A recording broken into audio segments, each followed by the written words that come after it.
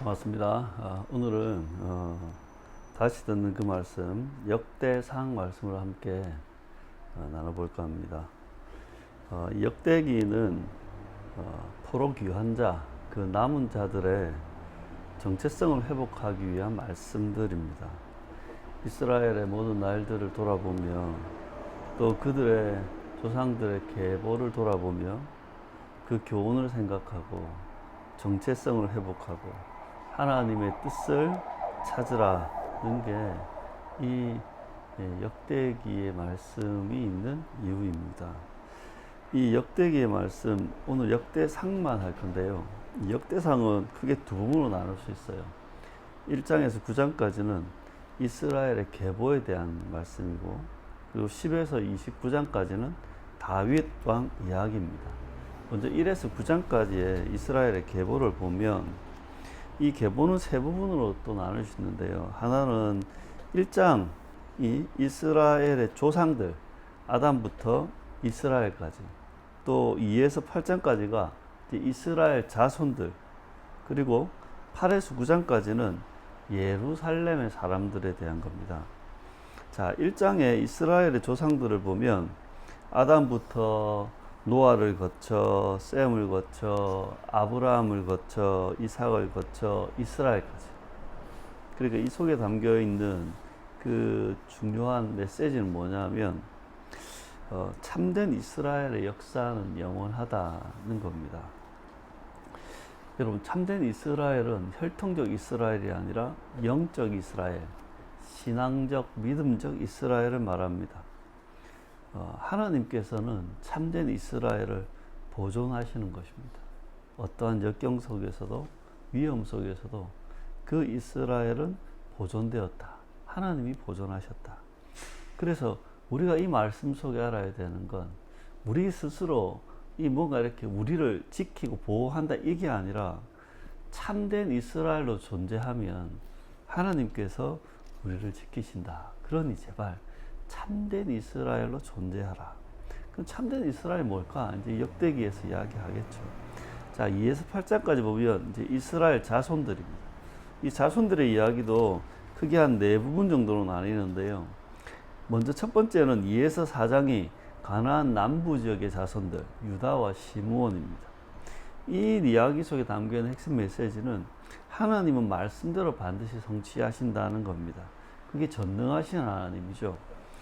다윗 가문이 보존되는 그 이유는 하나님의 언약과 약속 때문입니다. 시므온 자손이 유다와 병합되어서 그렇게 흩어진 것은 말씀대로 성취된 것입니다.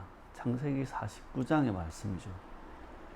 그래서 참된 이스라엘, 참된 기독교 신앙은 뭐냐면 말씀을 믿는 겁니다. 말씀에 근거한 정체성을 가지고 말씀이 삶의 기준이 되고 가치가 되고 방식이 되어야 한다. 그러니까 말씀 중심의 신앙이 참된 기독교 신앙이고, 말씀 중심으로 살아가는 것이 그것이 참된 이스라엘이라는 겁니다. 자, 두 번째 부분은 5장인데요. 요단 동편 지역의 자손들입니다. 루벤, 갓, 므낫세 반지파입니다.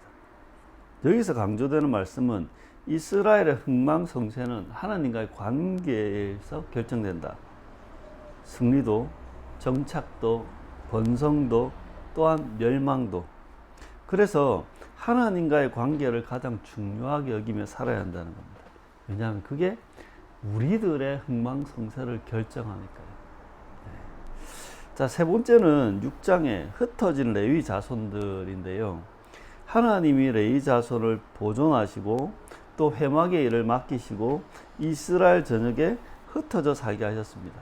그러니까 이 6장 이야기는 레위 자손의 계보, 레위 자손의 직무, 레위 자손의 분배에 대한 이야기인데요.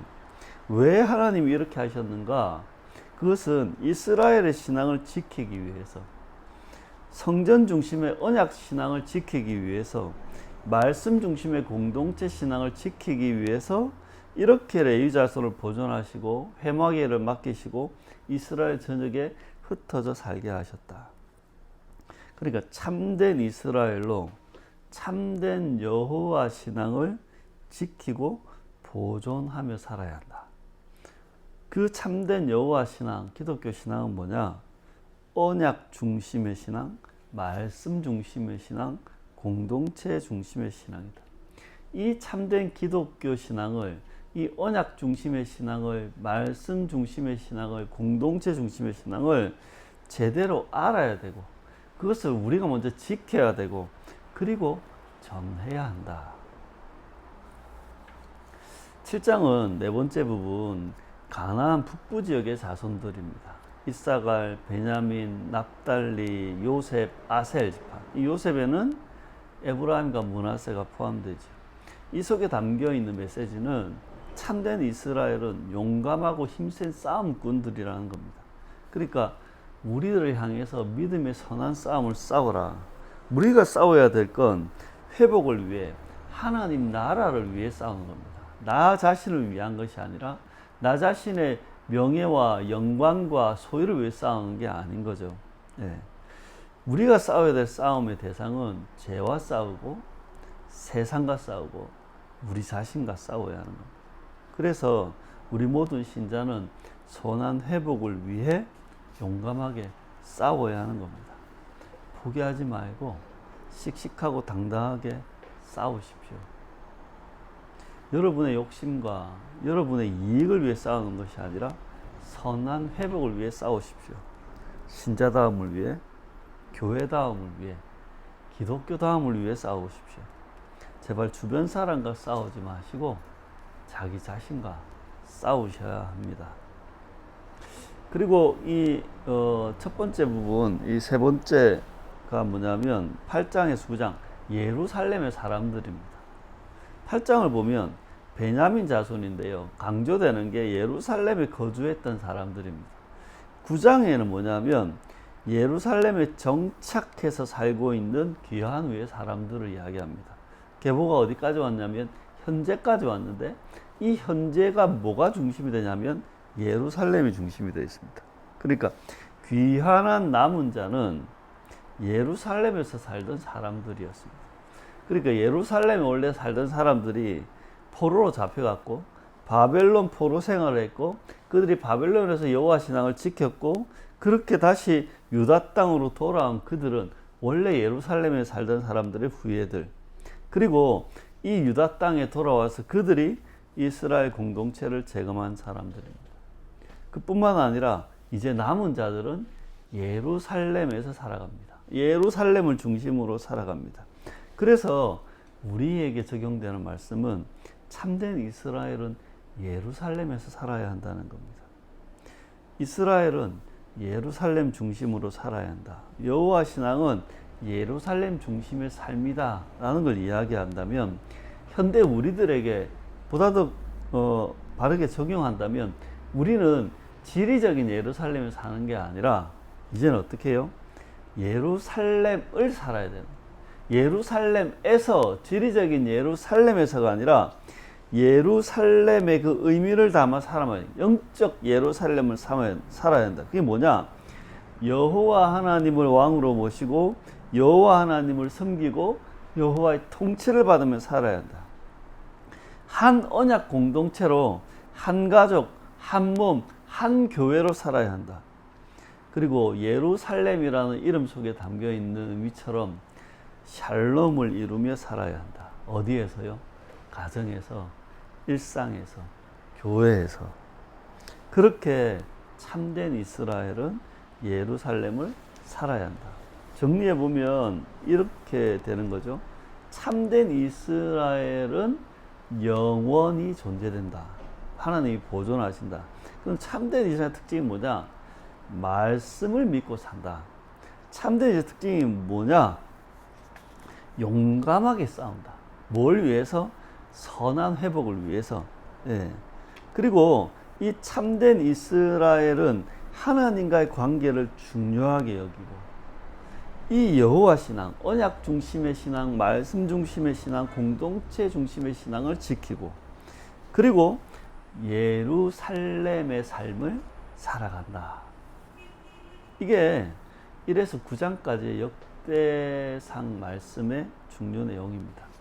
후반부의 말씀은 10에서 29장인데 이제 다윗 왕 이야기입니다.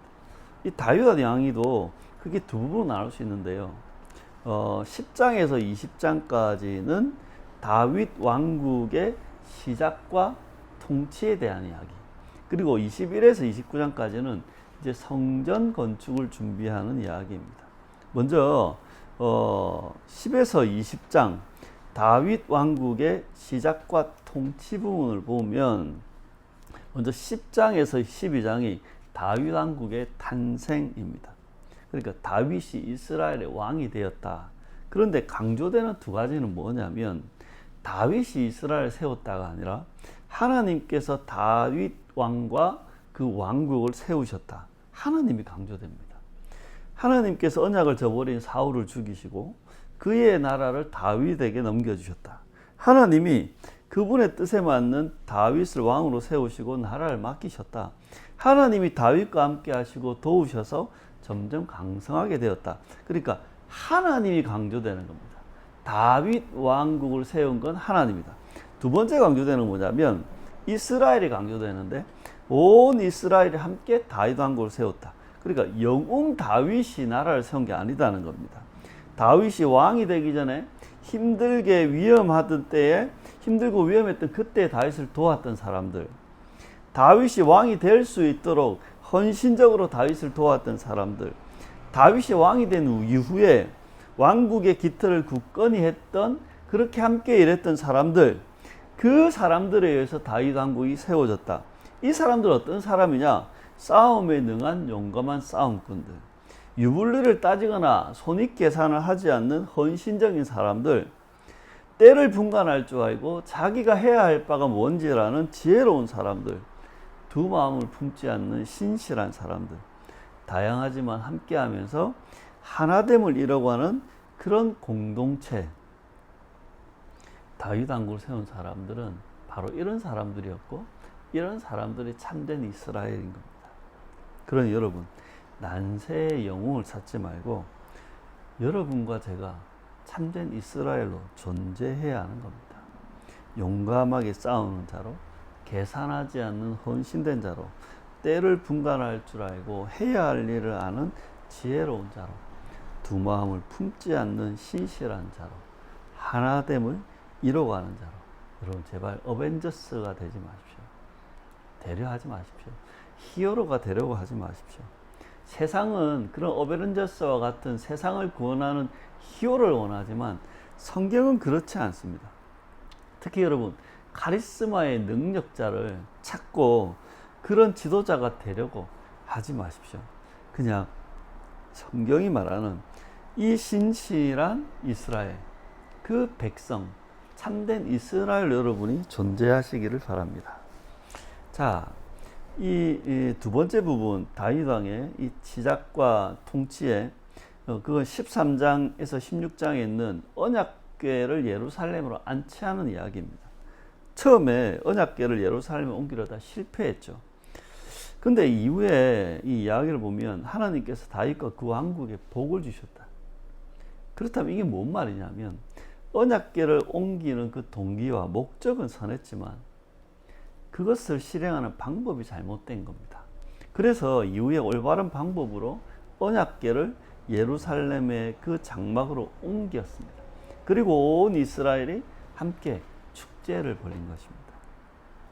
어떤 일을 할 때 여러분, 목적도 동기도 그것들을 올바르게 해야 되지만 그에 걸맞게 방법도 올바르게 해야 되는 겁니다.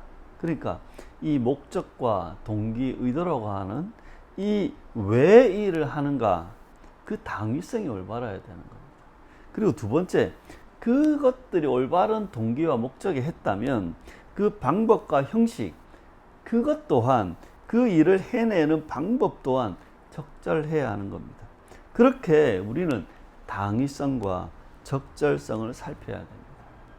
우리의 가정생활, 부부생활, 자녀 양육, 학업, 사업, 그리고 사역에 이르기까지 우리는 이 두 가지, 올바른 동기가 맞는가라고 하는 당위성, 그리고 적절한 방법이 맞는가라고 하는 적절성을 언제나 살펴야 합니다. 그러면서 결과는 하나님께 맡기고 그 결과를 받아들여야 돼요. 너무 결과에 집착하지 말고 무조건 그 성과를 내야 되겠다는 게 아니라 그렇게 우리에게 점검해야 될 이 목적과 방법, 그 모든 것이 올바르게 해야 한다. 17장, 20장은 다윗 언약과 다윗 왕국의 번영에 대한 말씀인데요. 하나님께서 다윗과 그 자손에 대해 언약을 맺으시고 약속하십니다. 그리고 이스라엘이 드디어 혼란의 시대를 끝내고 안정과 평화의 시대를 맞게 되는 겁니다.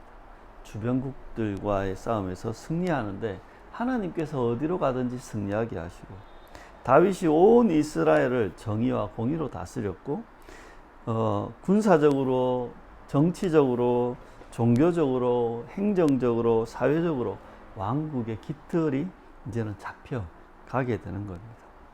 이 이야기 속에 특히 하나님의 언약 속에 여러분 그 중요한 게 뭐냐면 다윗이 하나님의 집을 짓는 것이 아니라 하나님께서 다윗의 집을 지으신다는 겁니다. 하나님 뭐라고 하냐면 너는 내가 거할 집을 짓지 마라. 내가 너의 집을 짓겠다는 겁니다. 여러분 일반 종교와 기독교의 가장 큰 차이 중에 하나가 이겁니다. 일반 종교는 인간이 신을 위해 무언가를 합니다. 하지만 기독교 신앙은 하나님이 사람을 위해 무언가를 하십니다. 그러니까 일반 종교는 신을 위한 헌신, 헌물, 공덕, 업적이 중요합니다. 왜냐하면 그래야 신에게 특별한 보상을 받으니까. 근데 기독교 신앙은 달라서 하나님이 성취하신 그 일의 혜택을 누리고 하나님이 하신 그 일에 맞춰서 살아가는 게 기독교 신앙입니다. 우리들에게는 공덕도 업적도 심지어는 하나님, 신을 향한 특별한 헌신과 헌물도 어쩌면 무의미한 것입니다. 그래서 여러분 두 가지를 기억하십시오. 하나님의 일은 하나님이 하십니다. 우리는 하나님의 일을 할 수 없습니다. 이상한 교만이 우리가 하나님의 일을 할 수 있다는 교만입니다. 엉뚱한 착각이 우리가 지금 하나님의 일을 하고 있다는 착각입니다. 그래서 명칭으로 사명으로 붙이고 비전으로 붙이고 그것들이 주의 일이니 사역이니 하지만 그렇게 종교적인 활동과 종교적인 성과를 내려 하지만 아닙니다. 하나님의 일은 하나님이 하십니다. 그래서 우리 뭘 해야 되는가? 정신 똑바로 차리고 우리 자신의 일을 해야 하는 겁니다. 우리가 할 일은 하나님의 일이 아니라 우리의 일입니다.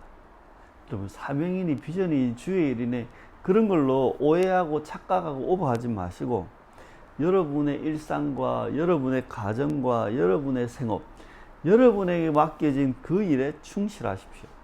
그 속에 감사하고 그 속에 자족하고 그 속에 관리를 잘하고 그것들을 통해서 나누시는 것, 그게 여러분이 하실 일이다. 그게 다윗의 이야기, 다윗의 탄생과 다윗 왕국의 이 통치에 대한 이야기입니다. 그리고 마지막 부분 21장에서 29장까지는 이제 성전을 준비하는 이야기인데요. 이제 성막 시대에서 성전 시대를 준비하는 겁니다. 그 첫 번째 이야기는 다윗이 충동적으로 병력 조사를 해가지고 하나님께서 이스라엘 치십니다. 3일간의 전염병으로 7만 명이 죽었고 이를 위해 오르난의 타작마당을 다윗이 사서 제단을 쌓고 거기에 번제와 화목제를 드렸는데 거기가 바로 성전터가 됩니다. 다윗이 이 성전 건축을 위해서 준비한 이야기, 그게 이 역대상에 있는 아주 중요한 뒷부분의 이야기입니다. 다윗이 뭘 준비했는가 보면 성전을 짓는 자재와 자금을 준비하고 솔로몬과 모든 반백들에게 성전 건축을 당부시킵니다. 그리고 이 성전을 중심으로 한 직무와 조직을 정비하고 개편합니다. 그렇게 레위 자손과 일반 백성들을 새로 만들어진 성전을 중심으로 미리미리 개편합니다.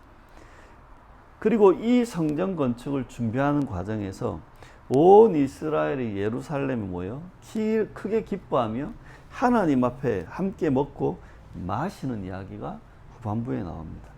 여러분, 함께 먹고 마셨다는 게 뭔 말이냐면 연합되어서 하나된 공동체로서 한 어떤 그 고백적입니다. 우리는 연합의 공동체, 하나된 공동체입니다라고 하는 그 고백적 행위가 바로 함께 먹고 마시는 겁니다. 그래서 이스라엘이나 기독교 공동체에서는 함께 식사를 하는 게 그렇게 중요한 겁니다. 이스라엘은 영적인 고백으로 형성된 고백 공동체인 거죠.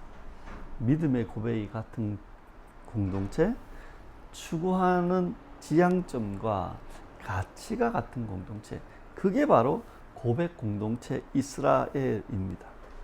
여러분, 이 성전 시대를 준비하면서 이제 성막 시대를 끝내고 성전 시대를 준비하면서 이 성전 시대에는 변해야 하는 것도 있지만 변하지 말아야 되는 것도 있습니다.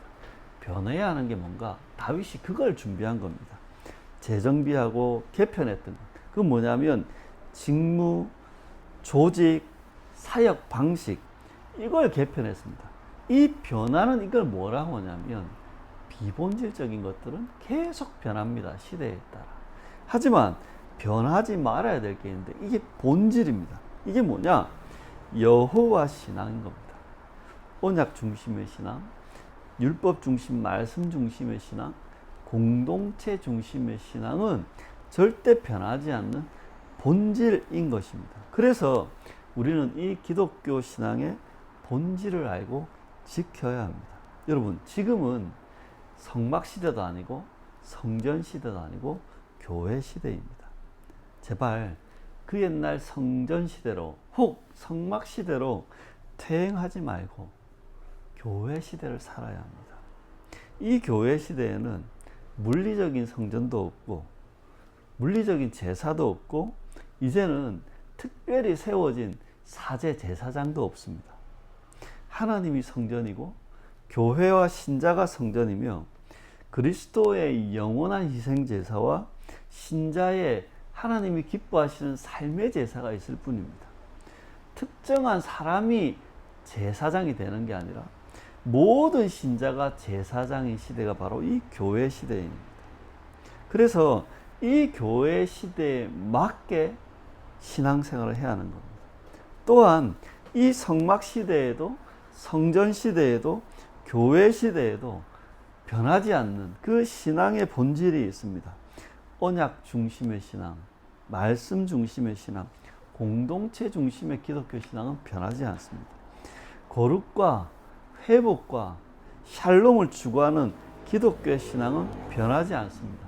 여러분, 현대교회의 초상은 안타깝게도 비본질이 본질을 집어삼킨 것 같은 형국입니다. 교회와 목회가 성공에, 성장에, 성과에 집착해서 그 성공과 성장과 성과의 그 목표와 평가 기준이 뭐냐? 그게 교회 건물이 되고 교세가 되고 재정이 되고 목회자의 유명세가 되어 있는, 제발 여러분, 이 비본질적인 것에 매이지 마시고 본질을 지키며 살아가시기를 당부드립니다. 그리고 마지막으로 참된 이스라엘과 참된 교회는 고백이 일치하는 공동체입니다. 다윗과 온 이스라엘이 한 공동체가 되게 한 믿음의 고백들이 이런 것이었습니다. 하나님을 알고 온전한 마음과 기쁜 뜻으로 하나님을 섬겨야 한다. 하나님의 모든 계명과 법도를 따라 준행하는 것이 삶을 지키고 누리는 길이다. 성전 건축은 사람을 위한 것이 아니라 하나님을 위한 것이다. 하나님이 기뻐하시는 예물은 올바른 마음으로 자원하여 드리는 것이다. 여러분, 이런 고백이 있는 사람이 참된 이스라엘이며 참된 교회 공동체인 것입니다. 그래서 믿음의 고백을 공유하는 공동체로서 우리가 신앙생활을 하고 특히 교회에서는 믿음의 식탁, 이 주님의 식탁에 참여하는 겁니다. 그 믿음의 어떤 같은 고백은 뭐냐? 같은 믿음, 그러니까 언약 중심의 믿음, 말씀 중심의 믿음, 공동체 중심의 믿음, 거룩을 추구하는 믿음, 회복을 추구하는 믿음, 샬롬을 추구하는 믿음입니다. 또한 같은 것을 이루기 원하는 마음의 공동체입니다. 교회다운 공동체, 새 언약의 이 제자 공동체를 이루기 원하는 믿음 말입니다. 또한 우리가 믿음으로 고백하는 이 공유하는 이 고백은 같은 것을 추구하며 살아가는 공동체입니다. 하나님이 기뻐하시는 삶의 제사, 복음에 합당한 생활을 하며 살아가는 그 믿음의 공동체, 그게 바로 우리가 추구하고 믿는 언약의 공동체인 것입니다. 이 다윗 왕의 이야기를 통해 기독교 신앙의 본질을 지키고 또한 이 기독교 신앙을 지키는 그 공동체로서 존재해야 된다. 그렇게 참된 이스라엘로 존재해야 된다. 그것이 우리가 지금 존재하는 이유다. 그것들을 강조하고 있는 것입니다. 이 역대기의 이 말씀을 통해 참된 이스라엘이 뭔지를 함께 고민하시고 또한 참된 이스라엘, 참된 언약 공동체, 참된 교회로 저와 여러분이 존재하시길 축원합니다.